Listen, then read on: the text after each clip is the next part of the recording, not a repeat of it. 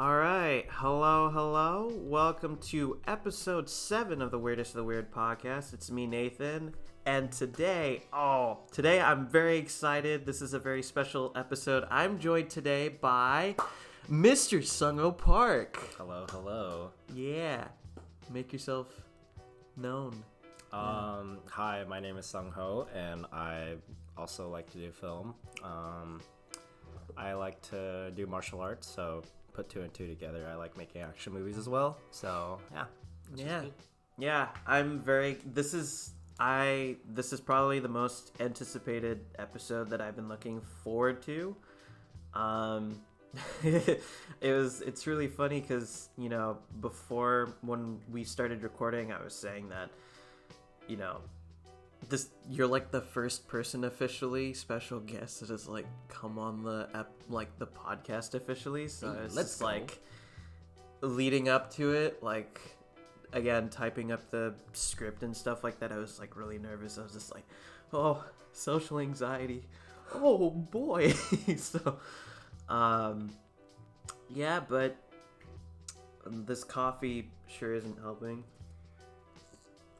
I keep telling myself I need to ease up on the caffeine, but here we are. So today we'll be reviewing The Lighthouse, directed by Robert Eggers. I'm very excited. I alluded to this in a lot of previous episodes, but I was trying not to give too much away, and it was really difficult last week or this past weekend doing the Northman review, because this is like, I already said that. Dang it. But today we're just gonna like reveal everything basically. And I guess I want to start with how there's like a baby in the background. There's a baby crying. Oh, and also full disclosure, today is Trash Tuesday. So if you hear a very annoying trash truck in the background, I sincerely apologize. But I think the first thing I wanted to start out to ask you, Sano, was what was your first experience like watching it? Like, did you watch it in a movie theater or did you watch it digitally? I did watch it at a movie theater. Oh, you lucky son of a gun. It was very, very cold, which kind of helped with the atmosphere. Oh, yeah? A little bit. But, this movie, initially coming out of it, I had no idea exactly what to think. It took me a while to You flew in blind, right? I did fly in blind. I barely saw any trailers. I just heard that this movie is coming out. And it had Robert Pattinson and Willem Defoe in it, and just by that alone had me interested for, and once it came out, I saw it in theaters. So. Dang, that's so for me. Again, the past three the three total Robert Eggers movies that came out, I didn't watch in theaters.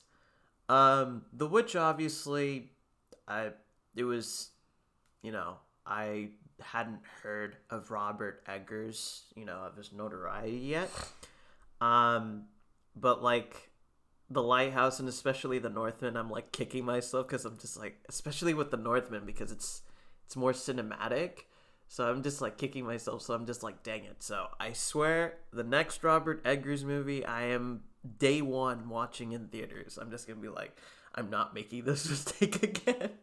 But I think for me I was introduced by you. You were just like saying, dude, you gotta watch this movie.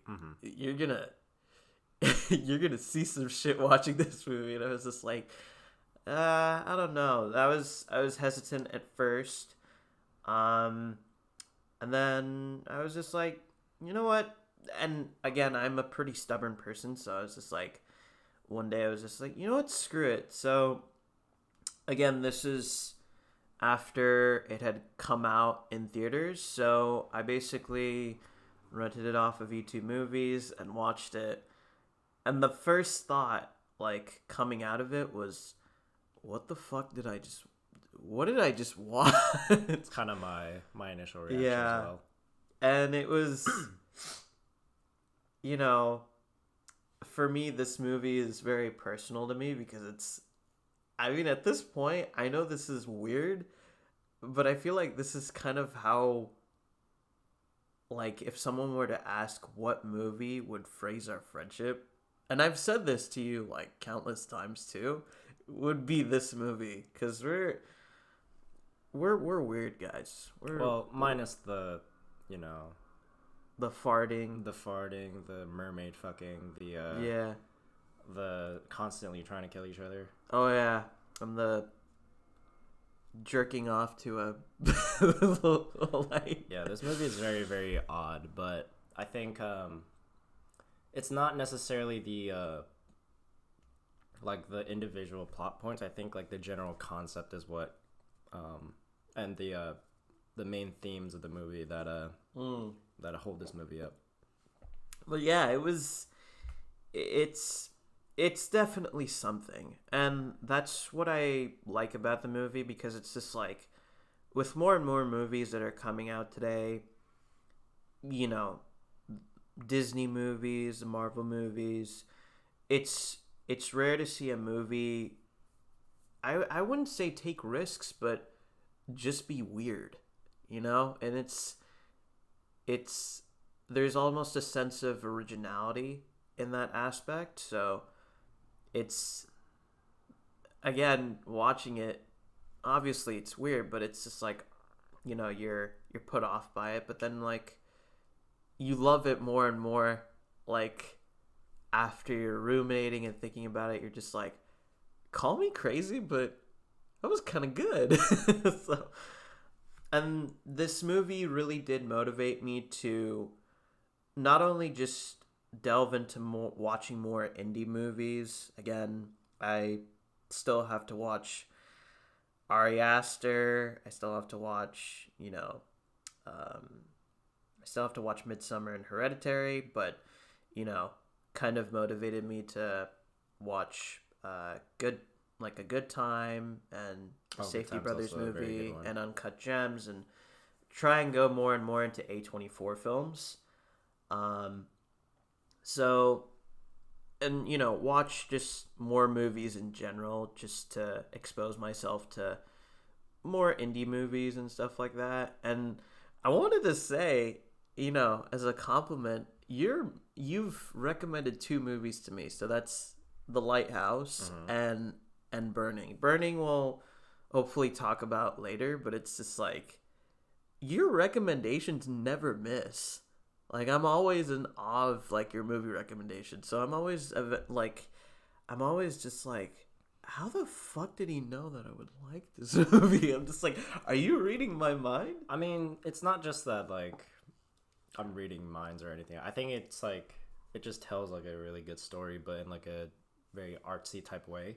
Yeah. Usually when stories are told, it's nothing wrong with it like at all, but like sometimes stories are told like in your face, but there's nothing wrong with that because there's a lot of good like great movies that have very simple storytelling, but there's like some other aspects of film that tell stories in like a very deeper level, and those film I go back and forth. I like both of those types of writing. So yeah.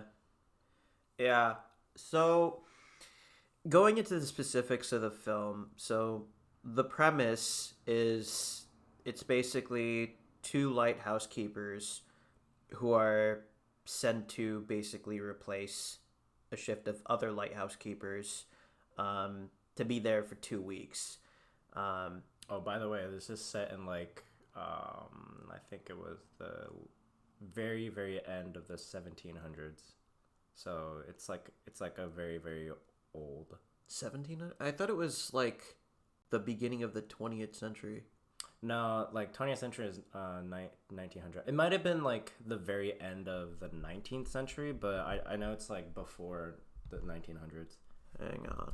I might have to like look it up. Yeah. But it's like because I swear I thought it was I could be wrong. I could be wrong, but yeah, 19th century. So that's about the beginning of the 1800s. No, beginning of 1900s. It's very Oh, very okay. late.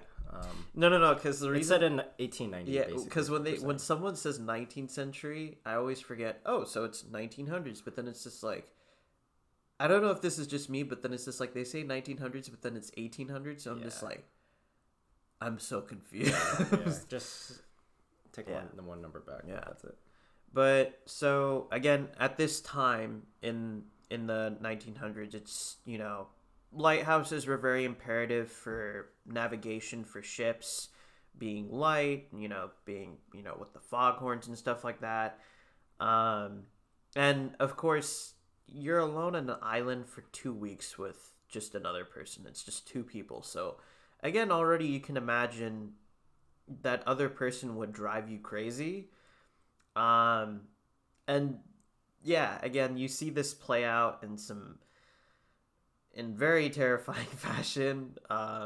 Some creepy, almost I'd say some scenes very psychedelic and just again, sometimes I'd be like, the first time in, I was just like, what am I watching? Whoa. But, there's, and again, what really strikes me, and I think this is, again, the prime thing that really kind of struck me for this film was tonally, just like, because there would just be some scenes where William Defoe just walks by camera and just farts. And I would just be like, what just happened there? And it's there's the farting, and then there's like some very interesting lines. There's one dialogue sequence between the two characters where I think in the script it's one full page of them just barking what back to each other, like Yep. back and forth to each other. And again, I commend William Defoe and Robert Pattinson's performance in this movie because the fact that they are able to take this script as seriously as it is, it's just again it's inspiring and motivating to see an actor, you know, just embrace a script like that wholeheartedly. And that's another thing that I commend with this film is that, for roughly about an hour and 45 minutes, it's just them. They're holding the film together. So Yeah. it's I give them high praise. And again, they're able to just say lines of the, you know, if I had a steak, I would fuck it. Just saying that in such a serious fashion, or not even in a serious fashion, but just taking that line seriously. I mean, I think what also helps is the like the situation they're in, because like you said, the premise is two lighthouse keepers are sent to a lighthouse to basically look after the basically like take turns shifting, and they're supposed to be there for like 2 weeks, and it's just the two of them. But eventually in the movie, one of the ships don't return, so that means they're stuck there for an extra like however many days. yeah, So it's just like, oh, eventually fuck. eventually they're going to like go absolutely insane. And Yeah. I think that's what like helps like that particular scene in the film that you're talking about. So. Yeah, it's outlandish, but it's, if you look at it in the hindsight, it's kind of understandable. Mhm. And this movie is also one of the more iconic films to come out in the past 3 years. Like, because I feel like one thing that really commends to that is the cinematography, like how this movie looks and feels. Like, I really respect a film that if I'm watching, I can kind of get a sense of that atmosphere because they filmed in, I believe it was Nova Scotia, or it was somewhere near the sea. And you know, through watching whatever device I'm watching it on, you can feel that water, that intense sea water just hitting your face, and that extreme cold and damp, disgusting smells, and you know that seagull bird poop that'll hit you every once in a while. So I really commend the movie on that. And again, it's an iconic movie. The way that it looks. Again, one thing that I'm really kicking myself for not seeing this in theaters was, the sound effects. It really does give the movie a sense of a haunting atmosphere. That foghorn that's always in the background, that kind of, just kind of chips in to the overall insanity that these characters are enveloping themselves in. You really relate to that. And the film being filmed in black and white in this, square aspect ratio is, at first I was a little bit thrown off by that, because again, all films that come out today, I'm used to seeing that extra left portion and extra right portion of the screen. It's the 16:9 ratio. And watching it, I was just like, it was annoying at first, but then it's just like you get used to it, and it's so good. It looks amazing. Another thing I respect about Robert Edgar is that he has done his research. He wrote this. I was about to say he wrote this with his brother, and they said, why don't we make a crazy sea lord type movie, and they actually looked up the costumes, they looked up the dialogue. Yeah, they looked at the dialogue and see how they talk. They did a lot of extensive research when they were writing. They looked at sea shanties too, at the time, at that specific time period, and it's just like, I was looking at a New Yorker a New Yorker article that talks about Robert Eggers and his vision for the Northman, and I think what I love is the fact that he embraces, he doesn't take it too seriously, because he's been quoted in the article saying, what if we do something like The Gladiator or Braveheart, but just a tad bit weird. Yeah. And I feel like that's the perfect way of describing a Robert Eggers film.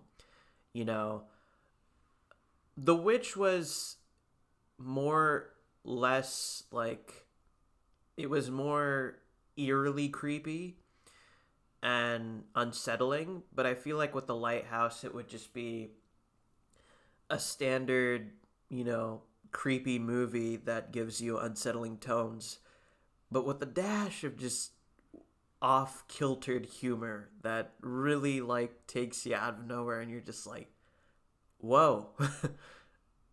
Wait, what am I watching again? So I really love that. And again, like I said, he really does, or what Sungho said, he really does do his research. You really do see by costumes and, specifically the time period of how characters would talk and how they would act. It's researched down to a detail, and I love that. And it's fascinating to watch this movie because watching it now, it's just with Spider-Man No Way Home and the Batman, with Robert Pattinson, being officially Batman. It's so funny to watch this film. There will be certain situations that play out and you're just like, wow, that's the Green Goblin. That's Batman. And they're doing that. Oh, wow. It could have also been Joker too, because I really wanted Willem Dafoe to be Robert Pattinson's Joker, but it is a wishful thinking. Warner Brothers, please make it happen. Please. I don't think they can. They already casted what was his face? What's his name? Yeah, I'm forgetting his name, but Yeah, they've already set the pieces, and so you're just like, dang it. Yeah, it would have been perfect to have Willem Dafoe. But at the same time, Willem Dafoe has played Green Goblin, and he probably doesn't want to Well, he loves playing Green Goblin, but he probably doesn't want to have another role that involves the same vibe as Green Goblin. Yeah. And again, what I love about this film is, narratively speaking, yes, it's pretty simple on paper of just two guys losing their sanity, for 2 weeks on a lighthouse island. But, it's interesting to look at each character, respectively on their own sides. Because this, again, I love the psychological aspect of you're questioning which side of the story is true, or is that person a reliable narrator, or is all the events that have been happening not true? Have they been there for 2 weeks, or have they been there for 2 months or longer? Is it did that character do that action intentionally, or are they just both characters just gaslighting each other into submission? it's I love it when a movie also allows the audience to question that. But I feel like of all the 3 films so far that Robert Eggers has done, this is probably the best movie in my opinion. I also agree. The Lighthouse is very, very good. Yeah. Because again, The Witch is, in its aspect, to be fair, probably one of the best horror movies I've seen in a while. The Lighthouse is probably the best, what the fuck, and cinematically, aesthetically pleasing movie I've seen. And then I feel like The Northman is the best, mythological and historically accurate film I've seen in a while. But I feel like, just again, for me, The Lighthouse just strikes me in a more personal tone, because again, what I said before at the beginning, this is kind of a personal movie for me, because I feel like this movie kind of solidified our friendship. I don't want to make it seem too corny, but yeah. But again, that's how weird we are, guys. Yeah, with Robert Edgar, I think he is my favorite director currently, because he has done in terms of genre, he's done 2 of my favorite genres that are interesting to me, which is the sea lore, pirates and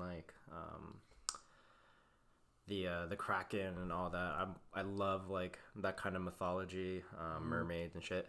I also love Norse mythology. I like all the aspects of Odin, Ragnarok, Thor, Valhalla, Valkyrie, Valkyries, and he pretty much nailed those 2 genres for me, and I absolutely love that about him. And yeah, those 2 movies to me are regarded as one of the best movies that this generation, well, not this generation, this past recent decade. Recent decade, yeah. Gosh, time goes by so fast. Yeah, but I think, again, The Lighthouse is probably the best movie I've seen in the past 2 decades. Yeah. What'd you think of The Light? Oh, that is a good thing. Yeah. So, again, not going into any spoilers, but the another, I wouldn't say a key plot point. Yeah, I think it is a key plot point. It is a very, very important part of the film. So this is technically kind of spoilery. Yeah, if you don't want to hear about again, this spoiler alert. we've been alluding to some spoilers here and there, but this is like a big plot point. So if you want to watch the movie in its entirety, which I highly recommend, and not be spoiled, click away now. Click away now. I honestly, and that was also the most fascinating part about the film. Like, again, I love a sense of air of mystery and not, because again, there are films that like literally spoon feed you on a constant like rate exposition, and having the audience have to know what something is or what that specific object is. So it is kind of terrifying that you don't know what the light entails.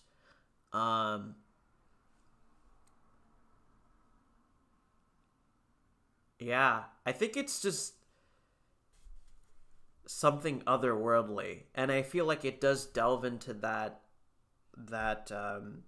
realm of what you were saying of the mythology of sea lore, the kraken, mermaids. It is, if I feel like my best guess is if it were something otherworldly in that aspect, it would have to deal with that lore, shall we say. And again, it is, with the fate of one of the characters, Robert Pattinson's character, it's kind of terrifying that you don't know what it is, and it basically killed him. I mean, I think it's the afterlife. I don't know. I think um I do agree, because going out of the film, I had no idea what the heck, because I knew. But also, you're enveloped of the other shit that just enveloped in the past movie, so you're just I'm thinking multiple things, but this film makes you think a lot, which I like. In terms of the light, it does feel otherworldly because of how the characters refer it to. Because you have Willem Dafoe be like, no, this is mine. The light is mine. Yeah, he kind of hogs it at the beginning of the film, and Robert Pattinson, that's kind of what piques Robert Pattinson's curiosity, where he's just like, I want to know what's up there. And Willem Dafoe's like, no, it's mine. And it's straight up mine. And I think I actually saw a video about it, because I had no idea what the heck this movie was. But I saw a video about it, and one of the interpretations of what the light is the grasp of I'm sorry, not the grasp, the duality of these two men competing for masculinity, who's the top dog, who's the alpha, who's on the the alpha island, on the island, because you have Willem Dafoe being like, hey, this light is mine, and then you have the underdog of Robert Pattinson being like, okay, I really want to see what it is, but this little shit just keeps hogging the light. And eventually, when Pattinson's character has a light switch in the middle of the film where he actually treats Willem Dafoe like a dog eventually. So I think it's a very interesting theme to explore, these two people competing for masculinity. So I can see that, the duality of masculinity, because again, too, going back to William Dafoe saying, no, the light's mine, and then Robert Pattinson being the underdog. Also, too, you do get a sense of William Dafoe's been, a seaman for a very long time. And Robert Pattinson is kind of new at this. So already he's just like, yo, what? Obviously, the biggest excuse that he uses is, well, you don't know crap about the sea. I know the sea off the back of my hand. Yeah. And again, kind of delves into the I like your cooking scene, where it's just when he straight up believes that he has the power of the sea and has a trident in his hand and tries to straight up curse It's literally my favorite scene. Yeah, it's probably one of the greatest monologues that I've ever seen on film, but it's like again, it's like also that sense of mysticism that, it's outside of their grasp of you know, it's outside of their grasp of something otherworldly is going to control their fate. Yeah. It's like their fate. It's again like there's a sequence in the film that happens specifically with Robert Pattinson, an act that he does where William Defoe's just like, don't do it, man. And of course, motherfucker does it, and then immediately you start to see the both of not just Robert Pattinson's character, but both of their luck starts to run out like quick. So again, I feel like the light also plays into that that otherworldly aspect. So I thought. Oh yeah, you can go ahead. no, you go. I was about to not segue. I was about to go into a different topic, but if you want to finish, then you can go No, I'm ahead. finished. Okay.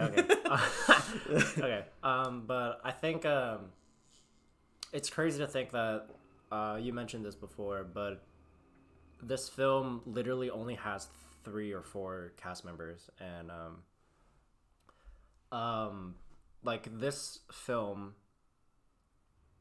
made me a Robert Pattinson fan, like all the way back in like 2019 when it came out. Because like before then, like I knew Robert Pattinson was still working in the indie field, but I haven't really seen any of his movies, nor have I ever like wanted to like watch them. I just didn't really have an interest because of his reputation for Twilight.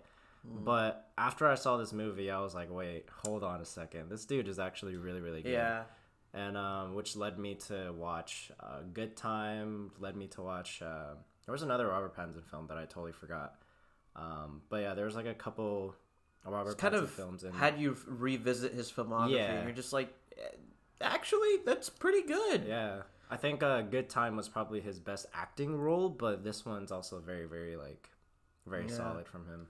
There's and it's I think his acting career thus far is probably the best comeback story ever. I agree, yeah. And again, there's nothing wrong with being cast in Twilight, but I can understand why he kind of wanted to be, because again, for the longest time he was known as, oh, you're Edward from Twilight. So it's just like, pretty boy who has sparkles. Yeah, exactly. So, and again, also to I love his eccentric personality. Like, again, it can be kind of weird at sometimes, but I love I love a person that it's extremely difficult to read. It's a person you can't read face value. It's just like, what are you thinking? And it's just like you can't read him. And he's kind of a goofball too, and I love that. Yeah, because like in real life, like I would often like watch his interviews, and like he's just joking around and like laughing and stuff. I love that. The best way I describe it is he's an introverted goofball. Yeah. But yeah, and I think right now it's like from The Lighthouse, he had like a comeback story. It was like a gradual build up. Like The Lighthouse was him kind of departing a little bit because being in the indie scene for a while kind of gave him a boost up, and specifically not only just connections, I feel like, but performance wise, because again, Good Time and The Lighthouse was amazing. Again, his ability to take a script like The Lighthouse as seriously as it was, like wholeheartedly embrace it is, that's a feat. That's a feat within itself. And then of course from there, automatically I was already kind of like a leg up and a personal commendation on myself when he played Neil in Tenet, and then from there he's Batman. So now he's no longer known as Edward, he's known as the Batman, and which is crazy because those two he's a vampire he was a vampire and didn't work out, but now he's a bat. And some people have tried to theorize that, oh, well, he wears a cape, he's in the shadows, so he could be like a 17th century version of a vampire. And I'm just like, just give him a break. Like, come on. But yeah, he's. Oh yeah, another film that I think this came out in 2020, so this was right after. This is right after Lighthouse. The Devil All the Time. I feel like this is the most underrated performance, like leading up to him going up into Tenet and then the Batman. Mm-hmm. He plays a southern pastor, and again, I think I've already done a review for The Devil All the Time. I'll do it later on, but highly recommend you watch it. I feel like it's kind of underrated on Netflix right now because it's kind of a batshit crazy movie, but it has an all-star cast. This movie has Tom Holland, Spider-Man, the Winter Soldier, Sebastian Stan, the Jason Clarke, I think is his name. Yeah, Jason Clarke. The guy who played the John Connor in Terminator Genisys. You have Batman. Yeah, and you have Batman. Pattinson, Batman. You have Bill Skarsgård. And you have freaking Pennywise. And you know what's even the movie. Fuck's sake. Okay, the movie is batshit crazy. If Pennywise, the actor who's playing Pennywise, is playing the most normal character, like. Well, not really. He's like a pretty shit dad, like, to be honest. Well, I mean, yeah, but like compared to the other characters in the film, like he's like straight, like he's like sane. Well, yes and no. Yeah, but I mean, yeah, Robert Pattinson, he's very like he's a preacher, but he has a very specific voice. Like he has a very high-pitched voice, and the first time I watched it and the first time I heard him speak, I was just like, that's not Robert Pattinson. Who are you? It's very weird, yeah. It was very weird to go, but I appreciated him in that role, and I appreciated the film, but... I think what I also appreciate about Robert Pattinson a lot is that he doesn't take roles that, like... He takes risks with his roles. Like, he doesn't, like, play it safe or, like, He's very picky. Yeah, he's also very picky, but he's also very, like open to being weird. Because some actors, like, are not, like... He's kind of like Christian Bale, if you think about it. Yeah. He's not exactly the physical chameleon, but he's willing to be, like... the introverted weirdo when it comes to like picking up quirks and eccentricities. Yeah, I love that about him. Yeah, and then again, William Defoe really does shine amazingly in this movie. I've seen in some interviews when both actors are talking respectively about the Lighthouse, on filming, Robert Pattinson would be like, man, there would be some days where it's just like, you're dealing with water being constantly splashed on your face, extreme cold weather, getting into character. And then he'd be like, and William Defoe is just always energetic and being like, let's go again. And he'll be like, how are you functioning? It's just like the fact that both actors are able to share the enthusiasm of the scene is just bonkers. and I love that, and I hope they do more projects together where they do more projects together, because it's kind of a match made in heaven, honestly. Kinda, yeah. I really like their chemistry in this film, even though they were trying to kill each other. But yeah. It was just like the acting duo you least expected, but then it's just like you watch it and it's just like, again, I'll just go to what Robert Pattinson said when he there's several interviews where Robert Pattinson is talking about, he went to visit Robert Eggers and they're 3/4 into editing the film, and they're like seeing rundowns of the film, and he's asking how editing is going, and Robert Eggers says, well, you're just going oi oi oi oi oi oi oi oi oi, and William Defoe is going oi oi oi oi oi oi oi oi. I feel like if I were to give like a rundown of the film, I'd feel like it would be like, yeah, but fuck, I love this film. I love this film. It beat Parasite for me, I think. Wait, when did Parasite come out? 2019?